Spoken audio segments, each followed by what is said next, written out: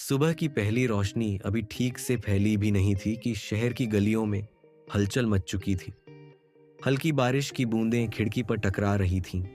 गाड़ियों के हॉर्न की आवाज और लोगों की तेज रफ्तार जिंदगी का एहसास दिला रही थी।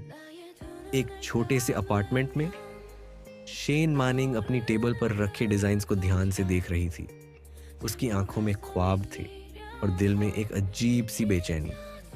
आज का दिन उसके लिए बहुत अहम था। अगर उसे जोंग एंटरप्राइज में इंटर्नशिप मिल गई तो यह उसके डिजाइनर बनने के सपने की पहली सीढ़ी होगी। अचानक किचन से उसकी माँ की आवाज आई, शेन मानिंग, नाश्ता कर लो बेटी, खाली पेट जाना ठीक नहीं। वो हल्की मुस्कान के साथ बोली, अम्मा, देर हो जाएगी, आज का दिन बहुत जरूरी है। फिर जल्दी से फाइल और बैग उठाया और बाहर निकल गई। हल्की बारिश की बूंदें उसके गालों पर गिर रही थीं, जैसे खुद उसकी तकदीर भी उसके साथ सफर पर चल पड़ी हो।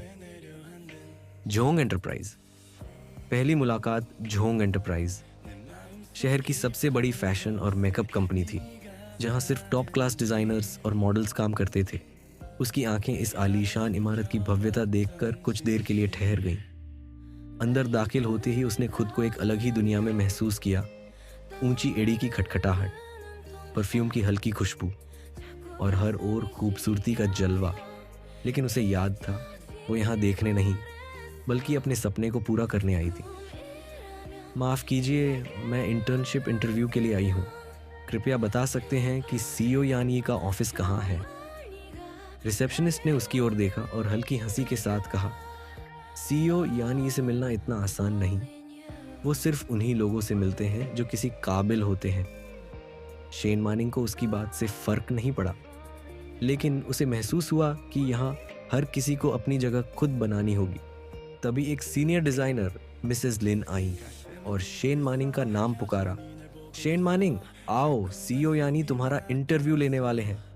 उसके दिल की धड़कन तेज हो गई। पहली नजर, पहली टकरार ऑफिस के शीशे की दीवारों से शहर का खूबसूरत नजारा दिख रहा था। अंदर एक सूट बूट में सजा हुआ नौजवान अपनी टेबल पर फाइल्स पलट रहा था। उसकी आंखों में गुरूर था, आवाज में ठहराव। ये था यान यी, 23 साल का एक कामयाब बिजनेसमैन जिसका नाम फैशन और मेकअप इंडस्ट्री में टॉप पर था। शेन मानिंग ने धीरे से अंदर कदम रखा। कमरा खामोश था। यान यी ने नजरें उठाए बिना कहा, तुम्हारी क्वालिफिकेशंस ठीक हैं, लेकिन तुम एक बहुत आम लड़की हो। फैशन डिजाइनिंग सिर्फ टैलेंट से नहीं, क्लास से भी सीखी जाती है। शेन मानिंग को उसकी बात चुभी, मगर उसने खुद को संभाला। वह जानती थी कि उसे खुद को साबित करना होगा।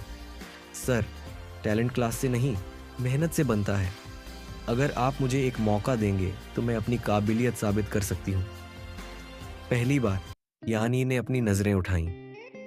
वो उसकी आत्मविश्वास भरी आंखों को देखकर कुछ पल के लिए रुका। फिर हल्की मुस्कान के साथ बोला, इंटरेस्टिंग। ठीक है, तुम्हें 1 महीने का ट्रायल पीरियड मिलता है। देखते हैं तुम सच में किसी काम की हो या नहीं। शेन मानिंग ने एक गहरी सांस ली। उसकी आंखों में एक नई रोशनी थी। अब वो इस दुनिया का हिस्सा थी, एक ऐसी दुनिया जो आसान नहीं थी, मगर उसने तय कर लिया था कि वो इसे जीत कर रहेगी। एपिसोड एंडिंग का नेक्स्ट एपिसोड प्रीव्यू। नैरेटर। एक लड़की जो सिर्फ अपने सपने पूरे करना चाहती थी, अब उसका सामना एक ऐसे इंसान से होगा जो मोहब्बत पर भरोसा नहीं करता। क्या शेन मानिंग यान यी के दिल तक पहुंच सकेगी? देखिए अगले एपिसोड में।